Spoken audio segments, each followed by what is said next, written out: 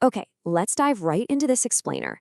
Today, we are exploring a really monumental shift in how we approach human health and healing. We're talking about the evolution from our traditional reactive healthcare system to what is known as anticipatory medicine. Now, this isn't just a minor update to the medical system, it's a complete paradigm shift toward evidence informed, integrated medicine that looks at the human body in an entirely new, yet fundamentally biological way. Think about your last doctor's visit for a second. Traditional medical models are absolutely brilliant at managing acute illnesses and emergency trauma. But what happens when modern medicine treats the isolated disease and completely forgets the whole person? Right now, complex, multi-system chronic diseases, things like obesity, diabetes, and depression, are just slipping through the cracks. Patients are constantly bouncing from specialist to specialist, getting multiple medications, conflicting advice, and often ending up with a heavy reliance on prescription opioids just to manage daily pain, all without ever actually addressing the root causes of their suffering. The current model is just incredibly fragmented. You've got a cardiologist for your heart, a neurologist for your brain, an endocrinologist for your hormones. But human biology simply doesn't work in isolated silos. The reality is this highly integrated, interconnected biological network. Your gut microbiome is constantly communicating with your brain, psychological stress triggers systemic inflammation, and your lifestyle actively alters your immune function. Treating one organ while ignoring the whole network is literally like trying to fix a complex machine by only obsessing over a single gear. So, to understand how we actually fix this, here's our roadmap for today. 1. The fragmented healthcare problem. 2. The biology of whole person care. 3. AI and anticipatory medicine. 4. Clinical governance. And 5. Measuring true outcomes. Starting with Section 1, the fragmented healthcare problem and the real cost of disconnected care. Historically, our systems have been organized around episodic, disease-specific consultations. So a patient with multiple chronic conditions gets piecemeal advice from different doctors working totally independently, which leaves them dealing with polypharmacy and a lot of confusion. And patients are desperately seeking a better way. In fact, research shows that a staggering 92% of patients with chronic diseases actively want their general practitioner to inform them about complementary and alternative medicine. People know that just popping a pill isn't the whole answer. They want a holistic menu of options where conventional doctors collaborate directly with alternative practitioners to finally give them back control of their health.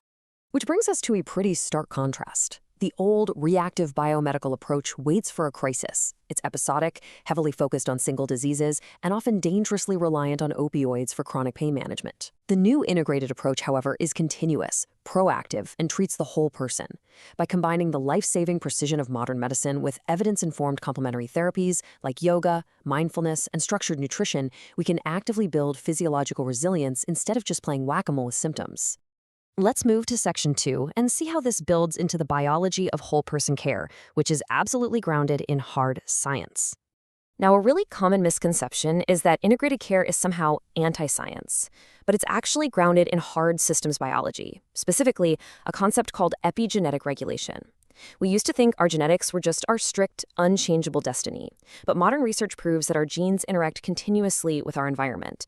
Things like what you eat, how much you sleep, your stress levels, your daily movement, they directly influence which of your genes are turned on and which are turned off.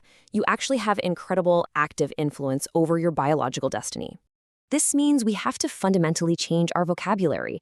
We've got to stop calling diet and exercise mere lifestyle advice. Food is literal molecular instruction for your cells. Diets rich in plant-based fiber and healthy fats send positive signals that support beneficial metabolic pathways. And exercise, it functions as a powerful biological medicine that improves mitochondrial function, reduces systemic inflammation, and stimulates neuroplasticity. These aren't just good ideas. They are highly effective therapeutic interventions.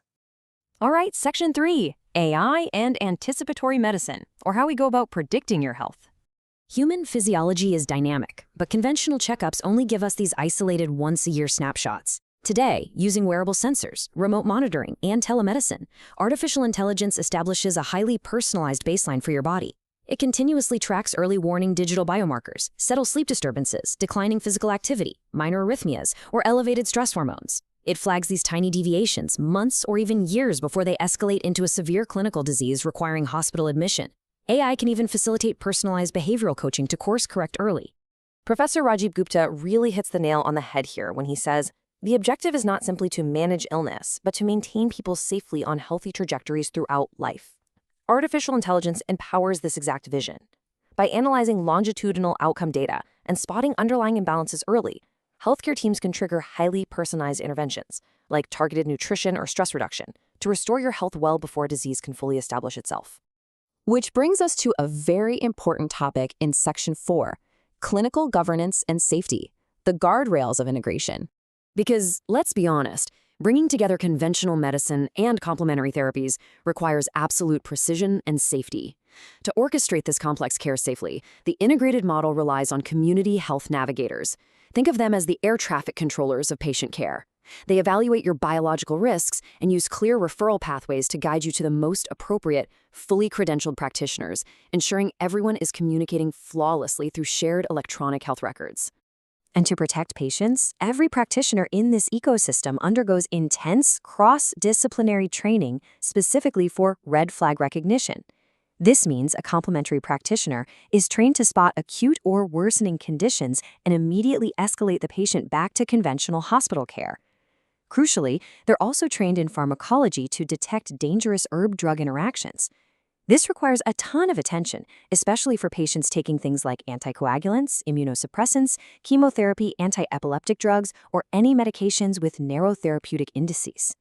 We have to ensure integration enhances safety rather than compromising it.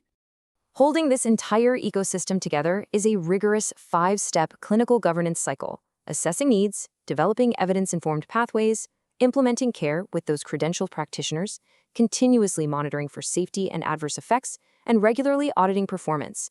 This cycle guarantees transparency, ethical oversight, and continuous, strict quality improvement across the board. So, the crucial point lies in our final section, Section 5, measuring true health outcomes and expanding how we define success. If we completely change how we treat patients, we absolutely must change how we measure success. Yes, we still measure clinical outcomes like blood pressure, inflammatory markers, and HbA1c, which is your average blood sugar. But we also have to measure functional outcomes. Can this patient actually walk independently? Can they return to work?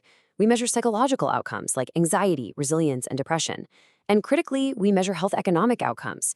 Are we actually reducing emergency department visits, hospital admissions, and absenteeism?